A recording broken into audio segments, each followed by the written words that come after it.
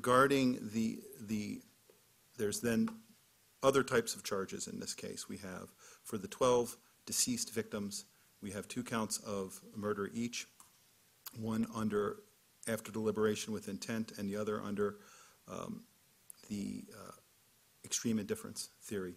Same for all of the victims of the various counts of attempted murder charged under both theories.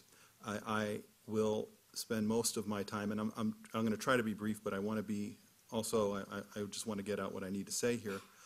For the charges of attempted murder after deliberation and first-degree murder after deliberation, I think the court can look at all of the facts and show that we have shown overwhelming evidence of the requisite culpable mental state of after deliberation with intent. In fact, I doubt there's ever been a case presented in the state of Colorado that has had more evidence of deliberation and intent than we have presented in this case.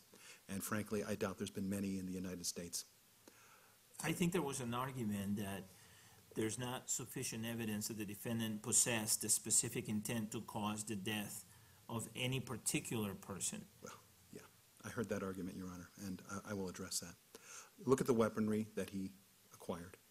Serious machinery of death and mayhem. And when I say mayhem, I mean that in the sense that Blackstone, the common law sense, not the colloquial sense of the word mayhem.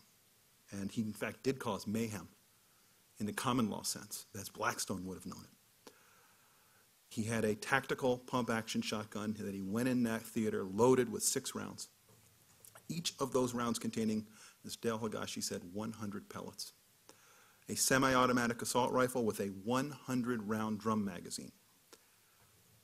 I submit to the court that that shows he went in there with the intent to kill everyone in the theater. We have a handgun with, I think the evidence shows, probably had 16 rounds in it. In the theater were found 65 spent .223 casings, 6 spent shotgun shells that contained at least, or contain 100 pellets apiece, 5 spent .40 caliber casings, 218 live .223 rounds, and 16 live .40 caliber rounds. Outside the theater, the rifle had 31 rounds in it. The Glock on the roof of his car had 16 rounds in it. So he went into the theater with at least 314 .223 rounds. And but for the malfunctioning of the drum magazine and the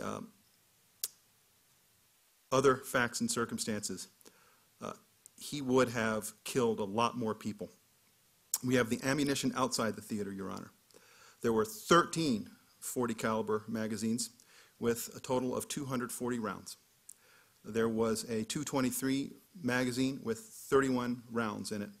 Plus there were 2 .223 magazines in the car. Now they didn't count the bullets in those, but they appeared to be full 30-round magazines.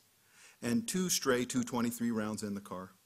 And in the car were 6 buckshot shotgun shells with 8 pellets each. So adding up what was in the theater and what was found outside, the defendant drove to the theater with more than 400 .223 rounds. I think 407 is the exact count.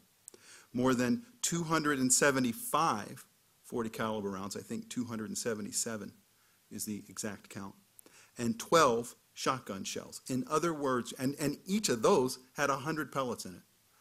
But even without counting those as 100 pellets each, he went to the theater with close to 700 rounds of ammunition and 4 guns. I think it's also important to note the testimony of Dale Higashi that the .223 rounds were steel penetrator rounds. These rounds, Your Honor, went through the theater seats and the wall to theater 8 as a hot knife goes through butter. We have testimony of witnesses that show the defendant aiming into the places in that theater where people were located. We have testimony of victims indicating that as they were fleeing, the defendant shot at them. We heard from Ashley Mosier today that as she stood up, she was shot.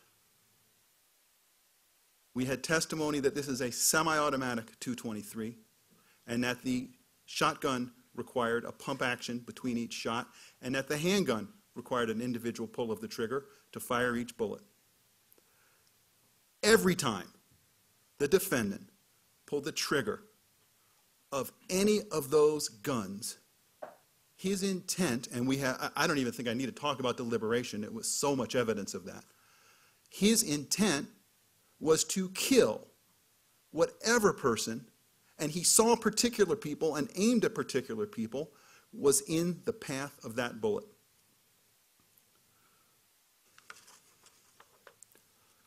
So he went into the theater with malice aforethought, with long and extensive planning. He had bought targets. He had gone to a shooting range. He searched for shooting ranges on the internet. He went to that theater, stepped out feigning a phone call, and his car was parked right outside.